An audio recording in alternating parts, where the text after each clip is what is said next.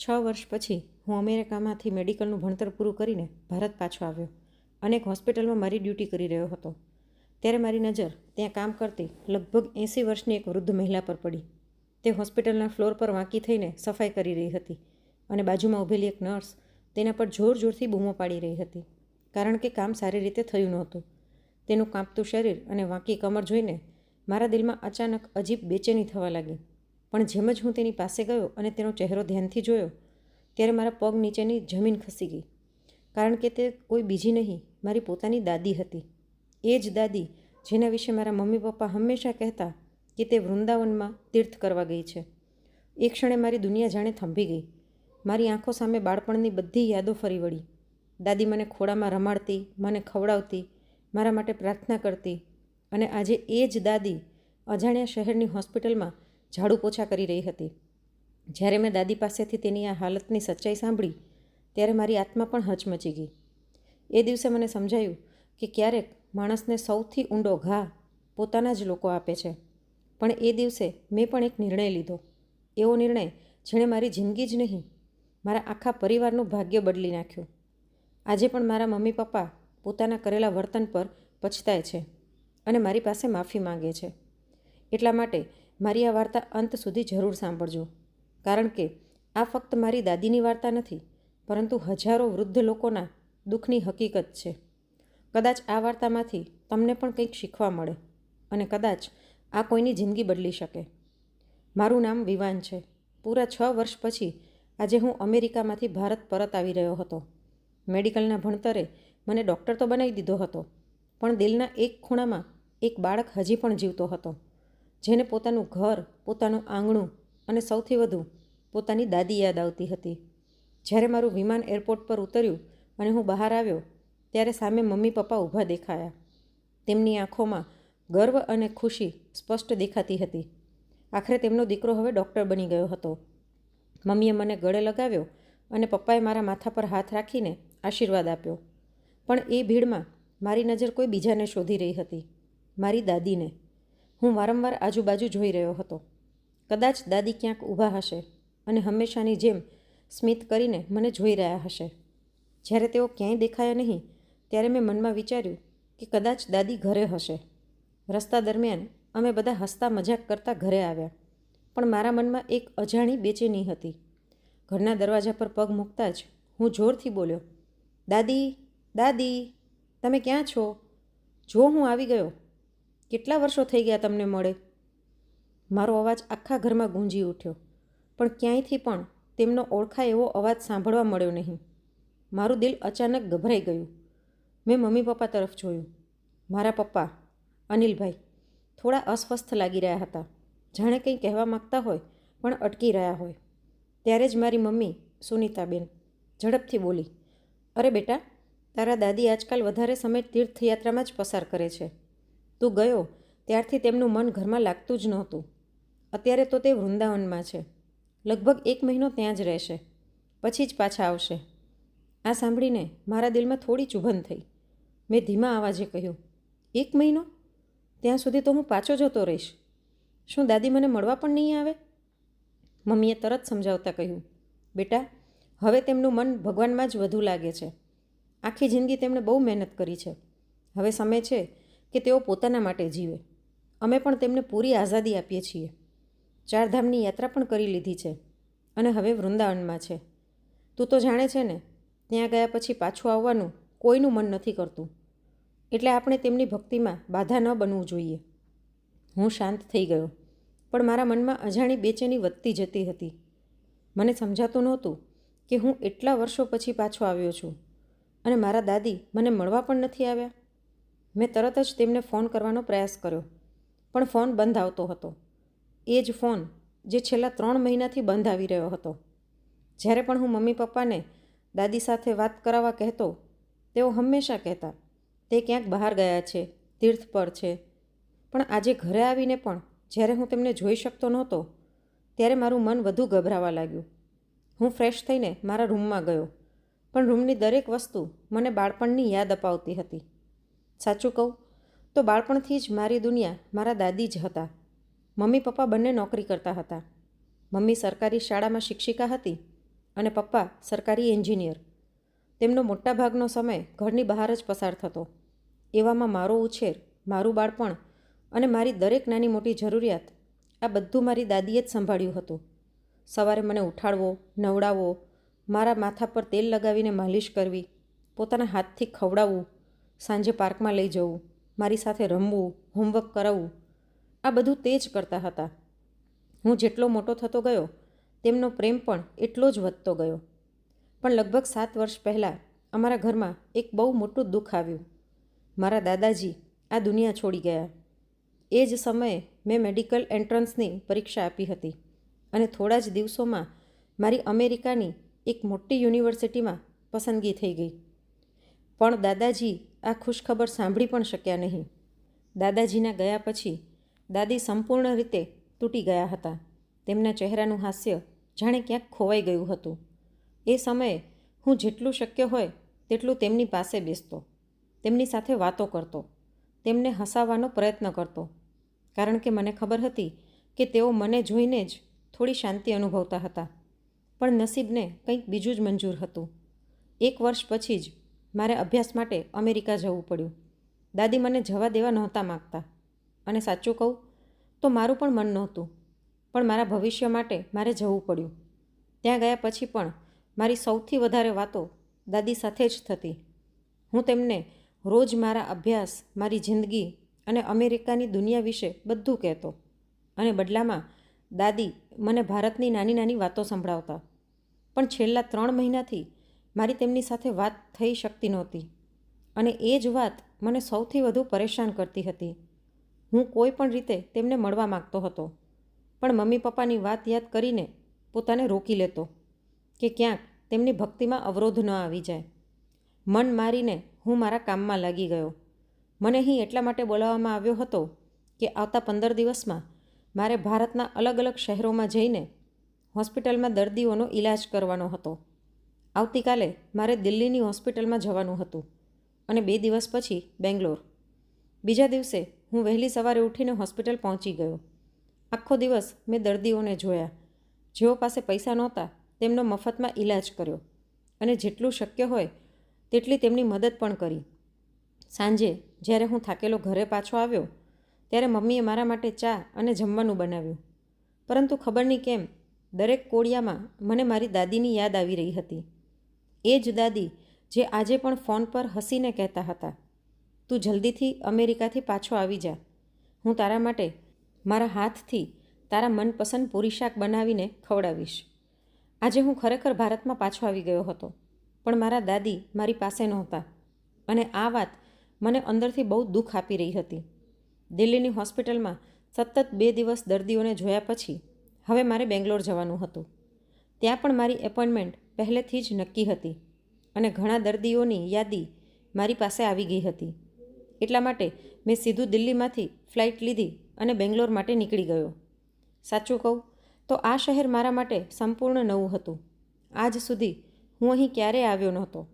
એરપોર્ટમાંથી બહાર નીકળતા જ બેંગ્લોરના ઝડપી દોડતા રસ્તા, ટ્રાફિક અને ઊંચી ઊંચી ઇમારતો જોઈને મને લાગ્યું કે આ શહેર પણ એક સપનાની જેમ સતત દોડતું રહે છે. થોડા જ સમયમાં હું તે હોસ્પિટલ સામે ઊભો હતો જ્યાં મારે દર્દીઓને જોવા જવાનું હતું. એ હોસ્પિટલ બહુ મોટી પણ નહોતી અને બહુ નાની પણ નહોતી. એક સામાન્ય હોસ્પિટલ હતી જ્યાં વધારે કરીને ગરીબ અને જરૂરિયાતમંદ લોકો ઈલાજ માટે આવતા હતા. જેમ જ મેં હોસ્પિટલની અંદર પગ મૂક્યો મને એક અજાણી લાગણી થઈ, જાણે આ જગ્યા મને કંઈક કહેવા માગતી હોય. હોસ્પિટલના સ્ટાફે મારું ખૂબ જ ઉષ્માભર્યું સ્વાગત કર્યું. ઘણા લોકો ફૂલોના ગુલદસ્તા લઈને આવ્યા. કોઈએ મને નમસ્કાર કર્યા તો કોઈએ મારા કામની પ્રશંસા કરી. હું સ્માઇલ સાથે બધાને અભિવાદન આપતો સીધો મારી ઓપીડીમાં પહોંચી ગયો. ત્યાં ઘણા દર્દીઓ મારી રાહ જોઈ રહ્યા હતા. કલાકો સુધી હું સતત દર્દીઓને જોતો રહ્યો. કોઈને દવા આપી, કોઈને તપાસ માટે મોકલ્યો, કોઈ ગરીબ દર્દીની ફી માફ કરી અને કોઈને પોતાના ખિસ્સામાંથી પૈસા આપીને મદદ કરી. જોતાં જોતાં બપોર થઈ ગઈ અને હું ખૂબ થાકી ગયો હતો. લંચનો સમય થયો એટલે મેં વિચાર્યું કે બહાર જઈને કંઈક ખાઈ લઉં. જ્યારે હું હોસ્પિટલના લાંબા કોરિડોરમાંથી પસાર થતો હતો ત્યારે મારી નજર એક વૃદ્ધ મહિલા પર પડી જે વાંકી થઈને જમીન પર પોતું મારી રહી હતી. તેને જોઈને મારા પગ અચાનક અટકી ગયા. તેના હાથ કાંપતા હતા, કમર વાંકી હતી અને ચહેરા પર ઉંમરનો થાક સ્પષ્ટ દેખાતો હતો. મારા મનમાં એક જ વિચાર આવ્યો, તેમના ઘરવાળા કેવા હશે જે આ ઉંમરે પણ તેમને આટલું ભારે કામ કરાવી રહ્યા છે. મને તેમને જોઈને બહુ દયા આવી, પણ તરત જ મેં પોતાને સમજાવ્યું કે કદાચ તેમની કોઈ મજબૂરી હશે, કારણ કે મજબૂરી વગર આ ઉંમરે કોઈ આવું કામ નથી કરતું. ત્યારે અચાનક તેમના હાથમાંથી પોતાની બાલટી સરકી ગઈ અને બધું પાણી જમીન પર ફેલાઈ ગયું. એ જ સમયે એક વોર્ડ બોય ત્યાં આવ્યો અને ગુસ્સામાં તેમના પર બૂમો પાડવા લાગ્યો. જ્યારે તમારાથી કામ થતું નથી તો કરો છો કેમ? આ નોકરી છોડી કેમ નથી દેતા? અહીં જબરદસ્તી પગાર લેવા બેસી ગયા છો. અરે જાઓ, હવે તમારી ઉંમર કામ કરવાની નથી. ઘરે બેસીને ભગવાનનું નામ લો. ક્યાંથી આવી જાય છે આવા લોકો? જેટલું સાફ નથી કર્યું તે કરતાં વધુ ગંદકી ફેલાવી દીધી. એટલામાં એક નર્સ પણ ત્યાં આવી અને તે પણ તેમને ખીજાવા લાગી. હા, આ તો રોજનું નાટક છે. કાલે પણ ઝાડુ મારતા મારતા વચ્ચે બેસીને આરામ કરવા લાગી હતી. જાણે તેને આરામ કરવાની જ સેલરી મળે છે. અમે લોકો સવારથી સાંજ સુધી મહેનત કરીએ છીએ, ત્યારે જઈને પૈસા મળે છે. અને આ મહારાણી બસ આરામ જ કરે છે. આજે તો હું ડાયરેક્ટર સાહેબને બોલાવીને તેને નોકરીમાંથી કઢાવી જ દઈશ. એ વૃદ્ધ મહિલા હાથ જોડીને વિનંતી કરી રહી હતી. બેટા, આવું ન કર. મને આ નોકરીની બહુ જરૂર છે. મારી ભૂલથી પાણી પડી ગયું. મારા હાથ કાંપી રહ્યા હતા. હમણાં જ સાફ કરી દઉં છું. પણ એ બંને અટકવાનું નામ જ લેતા નહોતા. સતત તેમને અપમાનિત કરતા જ રહ્યા. આ બધું જોઈને મારા અંદરનો માણસ તડપી ઉઠ્યો. હું ઝડપી પગલે તેમની તરફ આગળ વધ્યો. એટલામાં એ વૃદ્ધ મહિલા પાછળ વળી અને પોતું ઉપાડવા માટે વાંકી થઈ. અને જેમ જ મેં તેનો ચહેરો જોયો, મારા પગ ત્યાં જ અટકી ગયા. મારા શરીરમાં જાણે લોહી જામ થઈ ગયું હોય એવું લાગ્યું. શ્વાસ અટકી ગયા, આંખો ફાટી ગઈ. એવું લાગ્યું જાણે મારા પર વીજળી પડી હોય. એ વૃદ્ધ મહિલા કોઈ બીજી નહોતી, મારી પોતાની દાદી હતી. એ જ દાદી જેમણે મને બાળપણથી ઉછેર્યો હતો. તેમની આ હાલત જોઈને મારી આત્મા પણ રડી ઉઠી. એક ક્ષણ માટે મારું દિમાગ ખાલી થઈ ગયું. હું કંઈ વિચાર પણ કરી શકતો નહોતો. એટલામાં એ નર્સે મારી દાદીનો હાથ પકડીને ઝટકો માર્યો અને ગુસ્સામાં બોલી, રોજ રોજનું નાટક થઈ ગયું છે તારું. આજે તો તારી ફરિયાદ કરી જ દઈશ. આ સાંભળતા જ મારા અંદરનો ગુસ્સો ફાટી નીકળ્યો. મેં ત્યાંથી જ જોરથી બૂમ પાડી, રોકાઈ જાઓ. મારો અવાજ આખા કોરિડોરમાં ગુંજી ઉઠ્યો. બધા લોકો અચાનક શાંત થઈ ગયા અને મારી તરફ જોવા લાગ્યા. હું ઝડપથી તેમની પાસે ગયો અને ગુસ્સામાં કહ્યું, આ શું ગેરવર્તણૂક છે? તમને કોઈની ઉંમરનું પણ માન નથી? બધા સંસ્કાર ભૂલી ગયા છો શું? મારો કડક અવાજ સાંભળીને એ નર્સ અને વોર્ડ બોય ડરી ગયા અને શાંતિથી માથું નમાવીને ઊભા રહી ગયા. હું વધુ ગુસ્સામાં બોલવા લાગ્યો, તમને દેખાતું નથી કે આ વૃદ્ધ મહિલા આ ઉંમરે પણ કામ કરી રહ્યા છે? શું તમને લાગે છે કે તેમને આ બધું કરવાનો શોખ છે? જરૂર કોઈ મોટી મજબૂરી હશે, એટલે જ તેઓ અહીં કામ કરી રહ્યા છે. નર્સ ધીમેથી બોલી, સર, તમે જાણતા નથી, આ 3 મહિનાથી અહીં કામ કરે છે અને રોજ કંઈક ગડબડ કરે છે. કામ બરાબર થતું નથી અને વારંવાર પડી જાય છે. આખરે તેમને પૈસા કામ કરવા માટે મળે છે કે પડવા માટે? આ વાત સાંભળીને મારો ગુસ્સો વધુ ભભૂકી ઉઠ્યો. મેં જોરથી કહ્યું, એકદમ ચૂપ, એક શબ્દ પણ નહીં બોલતા. જેને તમે આટલું ખરાબ કહી રહ્યા છો એ મારી દાદી છે. આ સાંભળતા જ ત્યાં ઊભેલા બધા લોકો જાણે પથ્થર બની ગયા. નર્સ અને વોર્ડબોયના ચહેરાનો રંગ ઉડી ગયો. આસપાસના લોકો પણ આશ્ચર્યથી અમને જોવા લાગ્યા. કોઈને સમજાતું નહોતું કે આટલા મોટા ડૉક્ટરની દાદી આ હોસ્પિટલમાં સફાઈ કામદાર તરીકે કેવી રીતે કામ કરે છે. મારી દાદી પણ મને આશ્ચર્યથી જોઈ રહી હતી.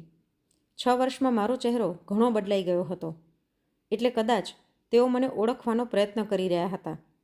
હું કશું બોલ્યા વગર તેમને સહારો આપીને મારી કેબિનમાં લઈ આવ્યો. તેમની હાલત જોઈને મારું દિલ તૂટી રહ્યું હતું. મારી આંખોમાંથી આંસુ અટકતા જ નહોતા.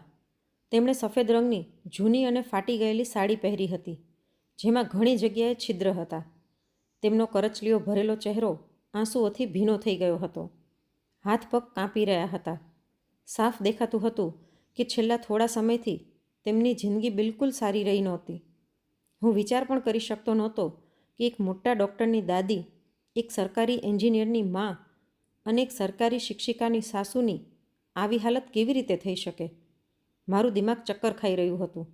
મેં સૌથી પહેલાં તેમને પાણી આપ્યું અને પછી ખાવાનું મંગાવ્યું. તેઓ ખાવા પર એ રીતે તૂટી પડ્યા જાણે ઘણા દિવસોથી સારું ખાધું જ ન હોય. આ જોઈને મારું દિલ વધુ તૂટી ગયું. મેં તેમને ધીમેથી ખુરશી પર બેસાડ્યા અને પછી કેબિનની બાજુમાં સ્ટ્રેચર પર સુવડાવી દીધા, જેથી તેઓ આરામ કરી શકે. થોડા કલાક પછી જ્યારે તેમને થોડું સારું લાગ્યું ત્યારે હું તેમની પાસે ગયો.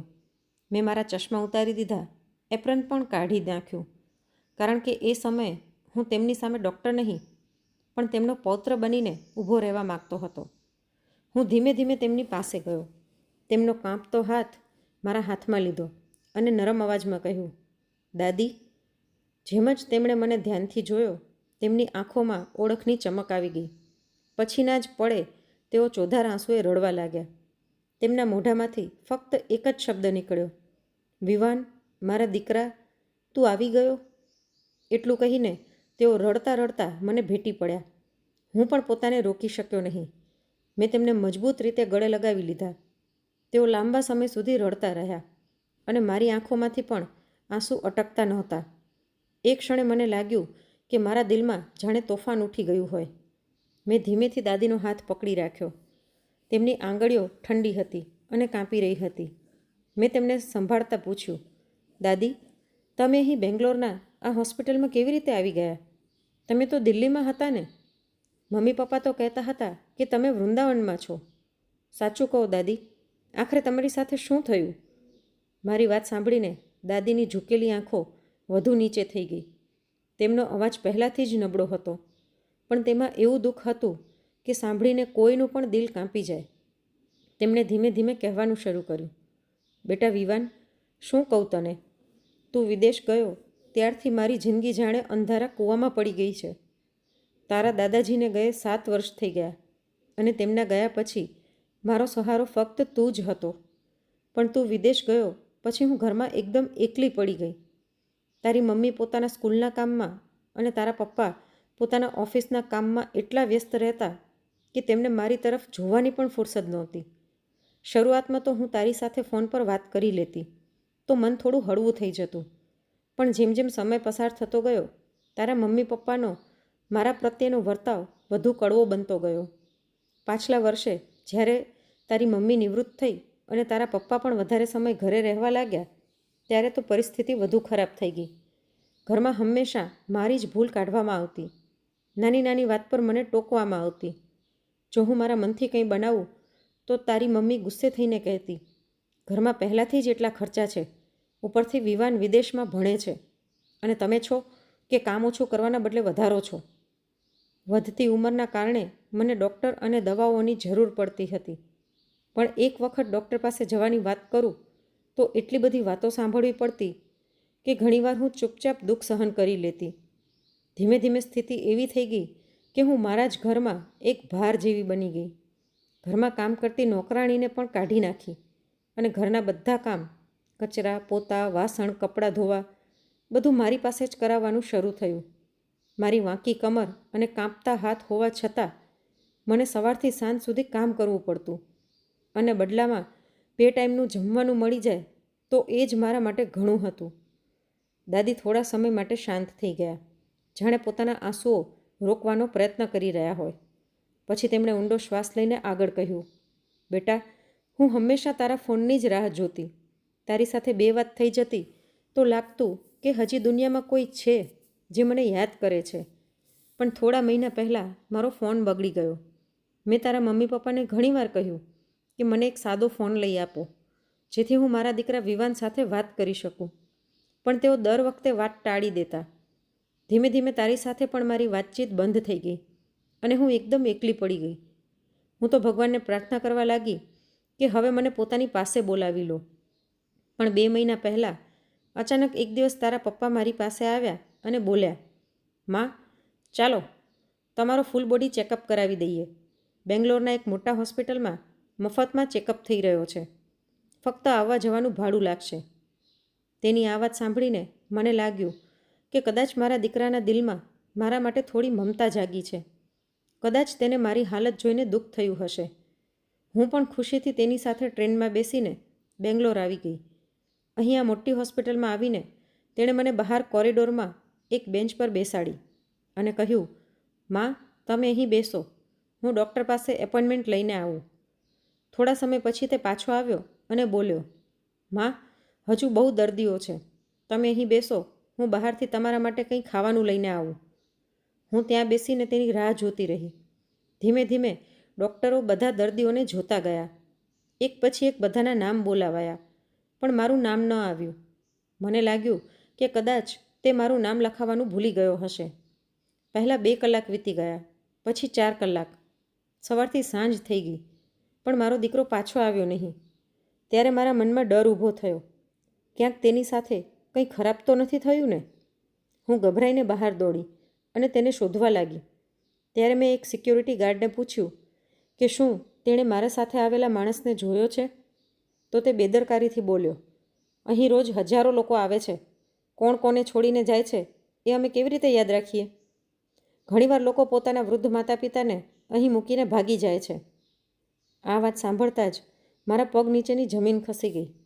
એ ક્ષણે મને સમજાઈ ગયું કે મારો પોતાનો દીકરો મને આ અજાણ્યા શહેરમાં આ હોસ્પિટલની બેન્ચ પર હંમેશા માટે મૂકી ગયો છે, જેથી તે અને તેની પત્ની કોઈ પણ ભાર વગર આરામથી રહી શકે. તેના માટે હું માં નહોતી, ફક્ત એક ભાર બની ગઈ હતી. દાદીની વાત સાંભળીને મારી આત્મા કંપી ઉઠી. એવું લાગતું હતું કે કોઈએ મારી છાતીમાં આગ ભરી દીધી હોય. મને મારા કાન પર વિશ્વાસ નહોતો થતો કે જેને હું મારા આદર્શ માનતો હતો એ જ મારા મમ્મી પપ્પા મારી દાદી સાથે આવું અમાનવીય વર્તન કરી શકે. મારા મનમાં એક જ પ્રશ્ન વારંવાર ફરતો હતો, શું વૃદ્ધ થવું એટલો મોટો ગુનો છે કે માણસ પોતાના જ ઘરના વૃદ્ધોને આ રીતે બેસહારા છોડી દે? આવી વાતો મેં ઘણી વખત છાપામાં વાંચી હતી, ટીવી પર જોઈ હતી અને લોકો પાસેથી સાંભળી પણ હતી, પણ ક્યારેય સપનામાં પણ વિચાર્યું નહોતું કે આવું મારા પોતાના ઘરમાં પણ થઈ શકે. મારા અંદરનો ગુસ્સો ધીમે ધીમે જ્વાળામુખી જેમ ઉફાળવા લાગ્યો. મારા હાથ પગ કાંપતા હતા અને મારી મુઠ્ઠીઓ એટલી જોરથી ભીંચાઈ ગઈ હતી કે નખ મારી હથેળીમાં ઘૂસી રહ્યા હતા. હું પોતાને સંભાળી શક્યો નહીં. મેં સામે રાખેલા ટેબલ પર જોરથી હાથ માર્યો અને કહ્યું, દાદી, તમારા સાથે બહુ ખોટું થયું છે, બહુ મોટો અન્યાય થયો છે. તમે આખી જિંદગી ફક્ત મમ્મી પપ્પા માટે જ જીવી છે. જ્યારે તેઓ બંને નોકરી પર જતા હતા ત્યારે તમે જ મને સંભાળ્યો, મને પ્રેમ આપ્યો, મને વાર્તાઓ સંભળાવી, મારી દરેક જરૂરિયાતનો ખ્યાલ રાખ્યો. તમારા કારણે જ તેઓ નિશ્ચિત થઈને પોતાની જિંદગીમાં આગળ વધતા રહ્યા, પોતાના સપનાઓ પૂરા કરતા રહ્યા. તમે તમારી આખી યુવાની અને તમારી બધી ખુશીઓ આ પરિવાર માટે આપી દીધી અને બદલામાં તમને શું મળ્યું? જ્યારે તમને સૌથી વધુ પરિવારના સહારાની જરૂર હતી, જ્યારે તમને તમારા દીકરા અને વહુના પ્રેમની જરૂર હતી, ત્યારે તેમણે તમને આ અજાણ્યા શહેરના એક અજાણ્યા હોસ્પિટલમાં એકલા છોડી દીધા. મારા અવાજમાં એટલું દુઃખ અને ગુસ્સો હતો કે મને જાતે જ લાગતું હતું કે જો એ સમયે મમ્મી પપ્પા મારી સામે હોત ને તો કદાચ હું પોતાને રોકી શક્યો ન હોત. મારી વાત સાંભળીને દાદીનું દિલ વધુ તૂટી ગયું. તેમણે કાંપતા હાથથી મારો હાથ પકડી લીધો અને મને શાંત કરતા બોલ્યા, બેટા, કદાચ મારા નસીબમાં આવું જ લખ્યું હતું. દરેકને વૃદ્ધાવસ્થામાં પ્રેમ અને સન્માન નથી મળતું. જ્યારે તારો પિતા મને અહીં છોડીને ગયો ત્યારે મારા પાસે કશું જ નહોતું, ન પૈસા, ન સહારો, ન કોઈ ઓળખ. મને સમજાતું નહોતું કે હવે શું કરું અને કેવી રીતે જીવવું. એ રાત હું હોસ્પિટલની બહાર એ જ બેન્ચ પર બેસી રહી. આખી રાત ઠંડી હવા ચાલતી રહી, લોકો આવતા જતા રહ્યા, પણ મારો દીકરો પાછો આવ્યો નહીં. સવાર થવા લાગી ત્યારે હોસ્પિટલના ટ્રસ્ટી અંદર જઈ રહ્યા હતા. તેમણે મને જોઈ. તેમણે મને રાતે પણ ત્યાં જ બેસેલી જોઈ હતી જ્યારે તેઓ મોડી રાત્રે ઘરે જઈ રહ્યા હતા. મારી સૂજી ગયેલી આંખો, કાંપતું શરીર અને બગડેલી હાલત જોઈને તેઓ મારી પાસે આવ્યા અને ધીમેથી પૂછ્યું, માજી, તમે અહીં શું કરી રહ્યા છો? તેમની વાત સાંભળતા જ મારા અંદરનું દુઃખ બહાર આવી ગયું. મેં હાથ જોડીને કહ્યું, બેટા, શું કહું? મારો દીકરો મને અહીં છોડીને ગયો છે. હું દિલ્હીથી આવી છું, પણ હવે મને ખબર નથી કે હું ક્યાં જાઉં. મેં તેમને આખી વાત કહી દીધી કે મારો દીકરો મને ચેકઅપના બહાને અહીં લાવ્યો અને આ જ બેન્ચ પર બેસાડી મને હંમેશા માટે છોડી ગયો.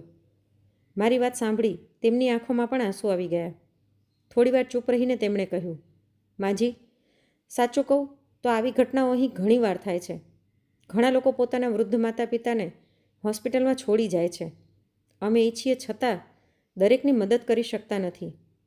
પછી તેમણે મારી તરફ જોઈને કહ્યું, પણ તમારા માટે હું એટલું જરૂર કરી શકું કે જો તમે ઈચ્છો તો આ હોસ્પિટલમાં તમારી ક્ષમતા મુજબ નાનું મોટું કામ કરી શકો. બદલામાં તમને થોડા પૈસા મળી જશે, જેથી તમારું ગુજરાન થઈ જશે. અને હોસ્પિટલના પાછળ કર્મચારીઓ માટે જે નાના રૂમ છે તેમાંથી એક રૂમ હું તમને અપાવી શકું. દાદી થોડો સમય ચૂપ રહ્યા. તેમની આંખોમાંથી સતત આંસુ વહેતા હતા. છતાં તેમણે આગળ કહ્યું, બેટા, એ અજાણ્યા શહેરમાં એ અજાણ્યા માણસે મારા માટે જે કર્યું એ મારા માટે ભગવાનથી ઓછો નહોતો. એ જ દિવસથી મેં આ હોસ્પિટલમાં સફાઈનું કામ શરૂ કર્યું. હું સવારે વહેલી ઉઠીને હોસ્પિટલના કોરિડોરમાં ઝાડુ મારતી, ફર્શ સાફ કરતી અને કચરો ઉઠાવતી. મારી ઉંમર થઈ ગઈ હતી, કમર વાંકી થઈ ગઈ હતી, હાથ કાંપતા હતા, એટલે ઘણીવાર મારાથી કામ બરાબર થતું નહોતું. ક્યારેક કોઈ ડૉક્ટર કે સ્ટાફ મારા પર ખીજાઈ પણ જતા, પણ મેં બધું સહન કરવાનું શીખી લીધું, કારણ કે હવે મારી પાસે બીજો કોઈ રસ્તો નહોતો. હોસ્પિટલની પાછળ જે નાનો રૂમ મને રહેવા માટે મળ્યો હતો એ એટલો નાનો હતો કે તેમાં ઠીક રીતે પગ પાથરીને સૂવું પણ મુશ્કેલ હતું, પણ મેં એને જ મારું ઘર માની લીધું. તારા દાદાજીએ મને જે સોનાની વીંટી આપી હતી એ વેચીને મેં મારા ખાવા પીવા અને રસોડાની કેટલીક જરૂરી વસ્તુઓ ખરીદી લીધી, જેથી હું ઓછામાં ઓછું મારા માટે 2 સમયની રોટલી બનાવી શકું. છેલ્લા 2 મહિનાથી હું ત્યાં જ રહેતી હતી. દિવસભર સફાઈનું કામ કરતી અને રાત્રે એ જ નાના રૂમમાં સૂઈ જતી. ઘણી વખત મને તારી બહુ યાદ આવતી. હું વિચારતી કે કાશ મારો પૌત્ર અહીં હોત તો મને આ હાલતમાં ક્યારે રહેવા ન દેત. પણ મેં સપનામાં પણ નહોતું વિચાર્યું કે તું અચાનક આ જ હોસ્પિટલમાં આવીશ અને મને આ હાલતમાં જોઈ લઈશ. દાદીની આ વાત સાંભળી મારું માથું શરમથી ઝૂકી ગયું. મારા દિલમાં એક જ વાત વારંવાર ગુંજી રહી હતી. એક વૃદ્ધ સ્ત્રી જેનો દીકરો ઇજનેર છે, વહુ શિક્ષિકા રહી છે અને પૌત્ર ડૉક્ટર બની ગયો છે, તેને હોસ્પિટલમાં સફાઈનું કામ કરવું પડે છે. આથી મોટી શરમની વાત કોઈ પરિવાર માટે શું હોઈ શકે? મેં દાદીને પૂછ્યું, દાદી, તમારા સાથે એટલું બધું ખોટું થઈ રહ્યું હતું, મમ્મી પપ્પા તમારી સાથે આટલું ખરાબ વર્તન કરતા હતા, તો પણ તમે મને ક્યારે ફોન પર કંઈ કહ્યું કેમ નહીં? મારી વાત સાંભળીને દાદીએ ભીની આંખોથી હળવું સ્મિત આપ્યું અને ધીમા અવાજમાં કહ્યું, શું કહેતી બેટા? જો હું તને બધું સાચું કહી દેત તો તું ત્યાં ચિંતિત થઈ જાત. હું નહોતી ઈચ્છતી કે મારા કારણે તારા ભણવામાં જરા પણ અડચણ આવે, એટલે જ્યારે તું ફોન કરતો ત્યારે હું હંમેશા એમ જ કહેતી કે હું બરાબર છું, બધું સારું ચાલી રહ્યું છે, જેથી તું મન લગાવીને ભણે અને એક દિવસ આપણું નામ રોશન કરે. હું મારા દુઃખ છુપાવીને બસ એટલું જ વિચારતી રહી કે મારો પૌત્ર આગળ વધે, સફળ બને અને જીવનમાં કંઈક મોટું કરે. મેં તો સપનામાં પણ નહોતું વિચાર્યું કે મારો જ દીકરો એક દિવસ અત્યાચારની બધી હદો પાર કરી દેશે અને મને આ અજાણ્યા શહેરના આ અજાણ્યા હોસ્પિટલમાં એકલી છોડી દેશે, જાણે આ દુનિયામાં મારું કોઈ પોતાનું છે જ નહીં. એ જ પળે મેં દાદીનો હાથ પકડીને કહ્યું, દાદી, હું તમને વચન આપું છું કે જેમણે તમને આ દુઃખ આપ્યું છે તેમને હું એ જ દુઃખનો અનુભવ જરૂર કરાવીશ. દાદીએ તરત જ મારો હાથ મજબૂતીથી પકડી લીધો અને કહ્યું, ના બેટા, એવું ન કરતો. મારા સાથે જે થયું એ જ મારા દીકરાને વહુ સાથે પણ થાય એવું હું ક્યારેય નહીં ઈચ્છું. પણ એ સમયે મારા અંદરનું દુઃખ અને ગુસ્સો એટલો ઊંડો હતો કે હું પોતાને રોકી શક્યો નહીં. એ જ દિવસે કામ પૂરું થયા પછી હું દાદીને મારી સાથે હોટલમાં લઈ આવ્યો. મેં તેમને સારું ભોજન કરાવ્યું અને તેમના માટે નવા કપડાં ખરીદ્યા, કારણ કે તેઓ બહુ નબળા પડી ગયા હતા. પછીના દિવસે હું તેમને મારી સાથે ફ્લાઇટમાં દિલ્હી લઈ આવ્યો. જેમ જેમ અમે ઘર પાસે પહોંચતા હતા તેમ હું અનુભવી રહ્યો હતો કે દાદીના દિલમાં ડર વધતો જતો હતો. તેમની આંખોમાં એ ડર સ્પષ્ટ દેખાતો હતો, જાણે કોઈ ઘાયલ પંખી ફરી એ જ જગ્યાએ પાછું જતા ડરે છે જ્યાંથી તેને દુઃખ મળ્યું હોય. ઘર પાસે પહોંચતા જ દાદીએ મારો હાથ પકડી લીધો અને કાંપતા અવાજમાં કહ્યું, ના બેટા, મને ત્યાં ન લઈ જા. હું ફરી એ જ જીવન નહીં જીવી શકું. એથી સારું છે કે તું મને પાછી ત્યાં જ મૂકી આવ. ઓછામાં ઓછું ત્યાં મને સન્માનની 2 રોટલી તો મળતી હતી. તેમની વાત સાંભળીને મારી આંખોમાં આંસુ આવી ગયા. મેં તેમનો હાથ પકડીને કહ્યું, દાદી, તમે બિલકુલ ચિંતા ન કરો. હવે તમારો પૌત્ર પાછો આવી ગયો છે. જો કોઈએ તમારી સાથે જરા પણ ખોટું કરવાની કોશિશ કરી તો પહેલાં તેને મારી સામે આવવું પડશે. આટલું કહીને મેં દાદીને બહાર બેસાડ્યા અને હું ઘરની અંદર ગયો. જેમ જ હું અંદર ગયો, મમ્મી ખુશ થઈને મારી પાસે આવી અને બોલી, અરે બેટા, આવી ગયો તું? ચાલ જલ્દી હાથ મોઢું ધોઈ લે, જમવાનું તૈયાર છે. પણ એ સમયે મારા અંદરનો ગુસ્સો ફાટી નીકળ્યો. મેં તેમનો હાથ દૂર કરી દીધો અને સીધું પૂછ્યું, મમ્મી, દાદી ક્યાં છે?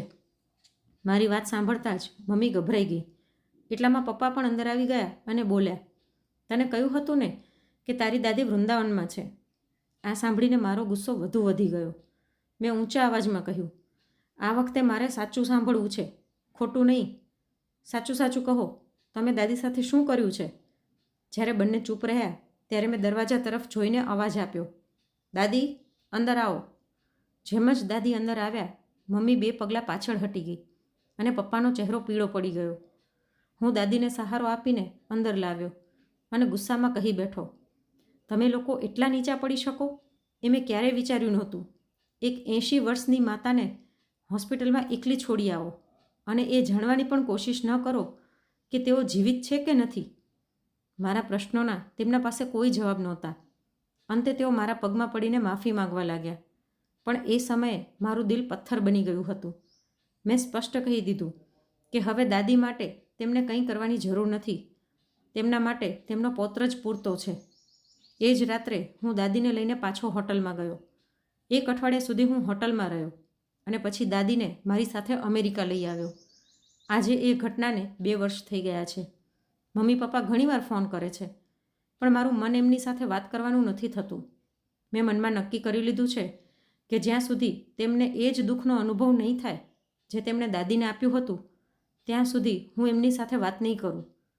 પણ છતાં હું એટલો નીચ માણસ બનવા નથી માગતો કે તેમને એકલા છોડી દઉં. આજે દાદી 82 વર્ષના થઈ ગયા છે અને મારા સાથે અમેરિકામાં ખૂબ ખુશ છે. દરરોજ પોતાના હાથથી મારા માટે ભોજન બનાવે છે અને પ્રેમથી મને ખવડાવે છે. તેમના કાંપતા હાથોમાં આજે પણ એ જ મમતા છે, એ જ સ્વાદ છે જે મારા બાળપણમાં હતો, જ્યારે હું તેમના ખોળામાં માથું મૂકીને સૂઈ જતો હતો. અને જ્યારે પણ હું તેમને હસતા જોઉં છું ત્યારે મને લાગે છે કે કદાચ ભગવાને મને ડૉક્ટર એ માટે જ બનાવ્યો હતો કે હું મારી દાદીના દિલના એ ઘા ભરી શકું જે તેમને પોતાના જ લોકોથી મળ્યા હતા. મિત્રો, હવે તમે કહો, મેં મારા માતા પિતા સાથે જે કર્યું શું એ બરાબર હતું? જો તમે મારી જગ્યાએ હોત તો શું કરત? તમારા વિચારો અમને કોમેન્ટમાં જરૂર લખજો, કારણ કે તમારા દરેક કોમેન્ટમાંથી અમને ઘણું શીખવા મળે છે. જો તમને આ વિડીયો ગમ્યો હોય અને આ વાર્તા તમારા હૃદયને સ્પર્શી હોય તો તેને લાઇક જરૂર કરજો અને ચેનલને સબસ્ક્રાઈબ કરવાનું બિલકુલ ભૂલતા નહીં. સાથે સાથે આ વિડીયોને વધારેમાં વધારે લોકો સુધી શેર કરજો, જેથી આ વાર્તા કોઈ બીજા દીકરા કે દીકરી સુધી પણ પહોંચે અને તેને પોતાની જિંદગીમાં સાચો નિર્ણય લેવા પ્રેરણા મળે. જતાં જતાં કોમેન્ટમાં તમારા શહેરનું નામ જરૂર લખજો. મને ખરેખર બહુ આનંદ થાય છે એ જાણીને કે અમારો વિડીયો દુનિયાના કયા કયા ખૂણે પહોંચી રહ્યો છે. રાધે રાધે.